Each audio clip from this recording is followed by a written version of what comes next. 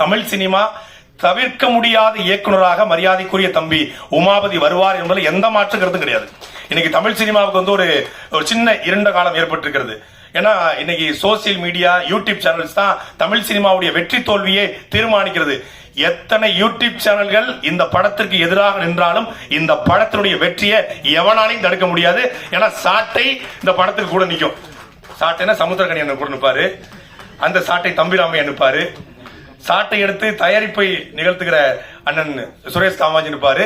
எல்லா சாட்டையும் நிற்கும். நான் இதுல ஒரு சின்ன செய்தியை மட்டும் சொல்ல விரும்புறேன். நான் வந்து ஒரு துரைமுருகன் அப்படின்னு ஒரு பேர் தான் என் பேரு.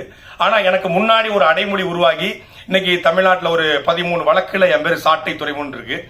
அதே போல யூடியூப் சேனல்ல தேர்னா சாட்டைன்னு ஒரு 2000 வீடியோ வருது. கூகுள்ல போனா சாட்டை அப்படிங்கிற பேர் வருது. அந்த சாட்டை அப்படிங்கிற பெயர் எனக்கு கிடைத்ததற்கு முக்கியமான காரணம், முதல் காரணம் அண்ணன் அண்ணன் சமுத்திரக்கனி அவர்களும் அண்ணன் தம்பிராமி அவர்களும் தான். இந்த 2 பேருடைய இன்ஸ்பிரேஷன்ல நடித்து வந்த அந்த சாட்டைங்கிற படத்தை பார்த்த பிறகு தான் என் யூடியூப் சேனலுக்கு சாட்டைங்கிற பேரே வச்சேன். இப்போ சாட்டைன்னு போட்டு அவங்க படம் வராது, என் படம் தான் வரும். நான் ஓவர்டேக் பண்ணி போயிட்டேன். அப்போ